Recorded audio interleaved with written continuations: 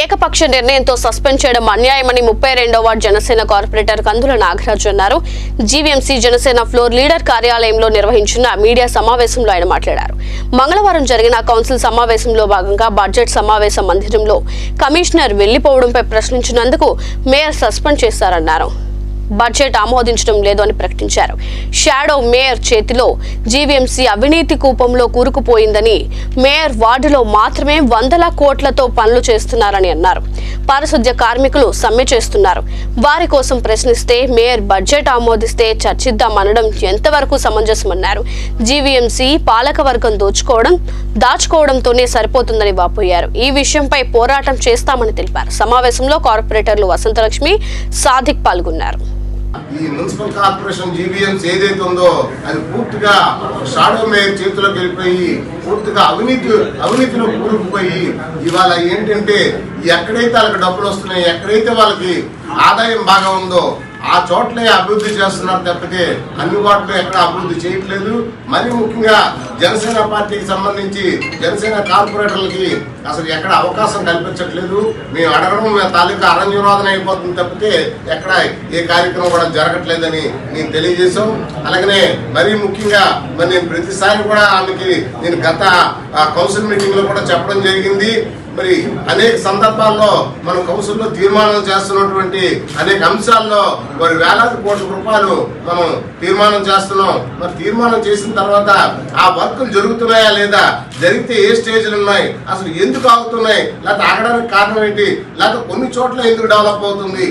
మరి అలాగనే మరి చూసారు, మీ అందరికీ తెలుసు మేయర్ గారు కూడా మాతో పాటు సమానంగా కార్పొరేటర్ గా గెలిచారు. కానీ ఆమె వాటిలో మరి వందలాది కోట్ల రూపాయల వర్కులు జరుగుతున్నాయి. మరి మిగతా చోట్ల జరగడం లేదు.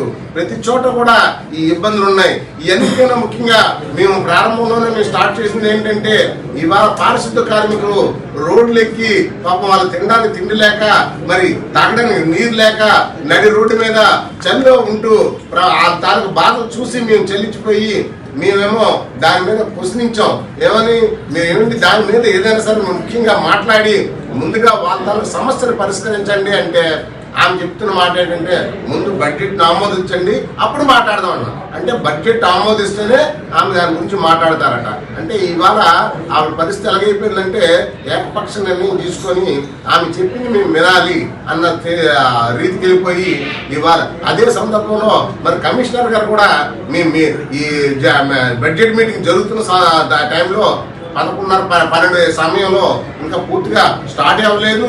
ఆయన ఏమో నాకు పని ఉంది నేను వెళ్ళిపోతానని చెప్పేసి అందరికీ చెప్పి వెళ్ళిపోయారు. అంటే ఎంత బాధ్యతారాహిత్యంగా ఉన్నారో ఒక్కసారి ఆలోచన చేయండి. ఎందుకంటే 600 ఇంచుమించు 6,000 కోట్ల రూపాయలు బడ్జెట్ పెడితే దానికి సమాధానం చెప్పవలసిన బాధ్యత అటు మేయర్ గారికి ఇటు కమిషనర్ గారికి ఉంది, అధికారులకి. మరి అడిగితే సమాధానం చెప్పడానికి ఏమో మీరు ముందు బడ్జెట్ ఆమోదించండి, బడ్జెట్ ఆమోదించమంటారు తప్పితే దాని గురించి మాట్లాడట్లేదు. మేము ఖచ్చితంగా క్లియర్గా అడిగాం, అది తప్పు, మేము బడ్జెట్ ఆమోదించట్లేదు. మాతో పాటు తెలుగుదేశం వాళ్ళు కూడా వ్యతిరేకించారు. కానీ వాళ్ళు ఏంటంటే ఆమోదిస్తేనే మాట్లాడతాం, లేకపోతే మైక్ కట్ చేస్తున్నారు. మైక్ కట్ చేస్తే నేను పోడియం దగ్గరికి వెళ్తే నన్ను సస్పెండ్ చేశారు. సస్పెండ్ చేస్తే అప్పుడు మా కార్పొరేటర్స్ కూడా వచ్చి వాళ్ళేమో ఇచ్చేయడం జరిగింది. వాళ్ళు ఏంటంటే మార్షల్స్ రెడీ పెట్టి దాన్ని లిఫ్ట్ చేయడం రెడీ అయ్యారు. దాని మీద మేమేమో పూర్తిగా వ్యతిరేకిస్తూ ఈ బడ్జెట్ మేము ఆమోదించట్లేదని చెప్పడం జరిగింది. మరి ఇవన్నీ కూడా మరి కార్పొరేషన్లోని ఎంత అవినీతి జరుగుతుందంటే ఇవాళ ఏంటంటే ఒక షాడోని తయారైపోయి వేలాది కోట్ల రూపాయలు ఆస్తులు ఎలా సంపాదించారు వాళ్ళు. ఈ ఒక కార్పొరేటర్గా వాళ్ళు కలిసి ఒక కార్పొరేటర్ ఉన్నటువంటి వాళ్ళు ఇవాళ కోట్ల రూపాయల ఆస్తులు ఎలా సంపాదించుకున్నారు, ఎక్కడి నుండి వచ్చాయి, ఇంత అవినీతి ఎలా జరుగుతుంది. మరి ఇవాళేమో ఈ రాష్ట్ర ప్రజలందరూ కూడాను ట్యాక్సులు కడుతున్నారు. ట్యాక్సులు కడుతుంటే ఆ ట్యాక్సులతో మిగతా వాళ్ళందరూ కూడా ఎంజాయ్ చేస్తారా? ఇవాళ రోడ్డు మీద ఏమో మనకేమో విశాఖపట్నం అనేసరికి బ్రహ్మాండంగా ఒక టూరిజం స్పాట్, ప్రతి చోట నుండి ప్రతి రాష్ట్రాల నుండి కూడా విశాఖపట్నం ఈ పండగ సమయం ఈ టైంలో అందరూ కూడా వచ్చి విశాఖపట్నంలో 4 రోజులు ఉండాలనుకుంటారు. మరి ఇవాళ రోడ్ల మీదకి వస్తే రోడ్లు దుర్గంధం అయిపోయి చెత్తారంతో పూర్తిగా అక్కడ నిండిపోయింది. అటువంటి పరిస్థితిలో మరి ఒక్కసారి ఆలోచన చేయండి అంటే సస్పెండ్ చేస్తారు, క్వశ్చన్ ఇస్తే సస్పెండ్ చేస్తారా, ఎంతవరకు ఇది కరెక్ట్ అనేసి మేము పత్రికా ముఖ్యంగా అడుగుతున్నాం. అలాగనే మరి ముఖ్యంగా మరి రాష్ట్రంలో అసలు ప్రజాస్వామ్యం ఉందా లేదా అన్న పరిస్థితులు ఏర్పడుతుంది. ఎక్కడ చూసినా సరే అవినీతి, ఎక్కడ చూసినా సరే దారుణం, ఎక్కడ చూసినా సరే ఊరిక దాచుకోవడం అయిపోతుంది. ఇవాళ ఈ కార్పొరేషన్ పూర్తిగా కబ్జా పౌరుల చేతులకు వెళ్ళిపోయింది. మరి నాదేమో 32వ వార్డులో మరి 22 అక్టోబర్ 4వ తారీఖు కౌన్సిల్ మీటింగ్ లో 82 లక్షల రూపాయలతో అల్లిపురం 32వ వార్డు చౌరతోటలో ఒక కళ్యాణ మండపం కట్టడానికేమో ఆమోదిస్తే ఈ రోజుకి 2 సంవత్సరాలు పూర్తయింది. ఇప్పటి వరకు కూడా దాన్ని పట్టించుకోవట్లేదు, అడిగితే చేయడం లేదు. భీమనగర్ లో అలాగే ఆర్చీలు మొదలు పెడితే అది కూడా పూర్తి చేయలేకపోయారు. ఎందుకని అడిగితే దానికి సమాధానం ఉండటం లేదు. మీరు చేయించుకోవాలంటారు. అంటే మేము కమిషన్లు ఇవ్వాలి, వాళ్ళకి కమిషన్లు ఇస్తే చేస్తారా? అంటే మేము కూడా కార్పొరేట్లు కూడా కమిషన్లు ఇచ్చుకోవాల్సిన పరిస్థితి ఏర్పడ్డదా? కమిషన్లు కక్కుతుపడి ఇవాళ ఏంటంటే మేయర్ గారు మరి పూర్తిగా కూడాను ఒక షాడో మేయర్ చేతిలోకి వెళ్ళిపోయి ఆ షాడో మేయర్ ఎలా చెప్తే అలా చేసి వాళ్ళకి కావాల్సిన చోట్ల అభివృద్ధులు జరుగుతున్నాయి. మరి అప్పుడు 11-12 వార్డులో 100 కోట్ల రూపాయలు అభివృద్ధి జరిగింది. ఎలా జరిగింది? దీని మీద మరి నిన్న మా ఫ్లోర్ లీడర్ వసంత లక్ష్మి గారు కానీ, మా కార్పొరేటర్ సాదిక్ గారు కానీ, దళిత గోవింద్ గారు కానీ మేమందరం కూడా నిలదీయడం జరిగింది. దాని మీద సరైన సమాధానం లేదు. చెప్పకుండా మధ్యలో లేచి వెళ్ళిపోవడం. గతసారిగా మా కౌన్సిల్ మీటింగ్ లో మేమేమో 0 అని అడిగితే లాస్ట్ మినిట్ వరకు ఇస్తామని చెప్పి చంటి పిల్లలను మోసం చేసినట్టుగాను అందరినీ సడన్ గాను వదిలేసి ఆవిడ మధ్యలో లేచి వెళ్ళిపోతారా? ఎంతవరకు ఇది న్యాయం అనేసి మేము అడుగుతున్న ఈ విషయాన్ని మేము పవన్ కళ్యాణ్ గారి దృష్టికి తీసుకెళ్ళాం. నేను ఆల్రెడీ ఇవన్నీ చెప్పడం జరిగింది. దీని మీద గట్టిగా స్పందిస్తారు.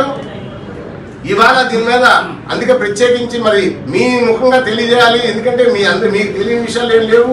పత్రికల సోదరులందరూ కూడాను ప్రతి విషయాన్ని మీరు కళ్ళతో చూస్తారు. మరొక విషయం ఏంటంటే ఇవాళ మీడియాని అలౌ చేయట్లేదు. మీడియాని ఎందుకు అలౌ చేయట్లేదు? గతంలో ఎప్పుడు కూడా డివి సుబ్బారావు గారు కానీ, లేదంటే ఎన్ఎస్ఎన్ రెడ్డి గారు కానీ, సప్పు హరి గారు కానీ, రాజన్ రమణ గారు కానీ ఇంతమంది మేయర్లు చేశారు. కానీ ఎక్కడ మనం ఈ రకంగా చూడలేదు. వాళ్ళందరూ అభివృద్ధిని చూస్తే ఈ మేము అభివృద్ధి లేసరిగా దోచుకోవడమే ఇక్కడ ఏర్పడి ఇవాళ ఏంటంటే మీ మీడియాను కూడా ఎలా చేయట్లేదు. ఇది చాలా దారుణం అని ఈ సందర్భంగా మీకు తెలియజేసుకుంటూ దీని మీద మరి పవన్ కళ్యాణ్ గారి దృష్టికి తీసుకెళ్ళాం. దీని మీద మేము పోరాటం చేస్తాం.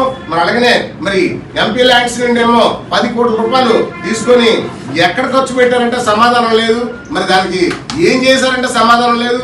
10 కోట్ల రూపాయలు ఎంపీ ల్యాండ్స్ ఏమో వాడుకున్నారు. ఎక్కడ వాడారు, ఎందుకు వాడారంటే తెలియట్లేదు. మీ వాళ్ళేమో ఇక్కడ సిరిపురం జంక్షన్ లో 63 కోట్ల రూపాయలు టీడీఆర్ ఇచ్చారు. చిన్న సామాన్య వ్యాపారం చేసుకున్న చిన్న ఆస్తులు పోయినటువంటి వాళ్ళకి చిన్న 1 లక్ష రూపాయలు 50,000 రూపాయలు టీడీఆర్ ఇవ్వాలంటే 1,00,000 చెప్పి వాళ్ళేమో 6 నెలలు పడుతుంది, 9 నెలలు పడుతుంది, సంవత్సరం పడుతుంది చెప్తున్నారు. కోట్లాది రూపాయలు టీడీఆర్లు ఎలా ఇచ్చేస్తున్నారు?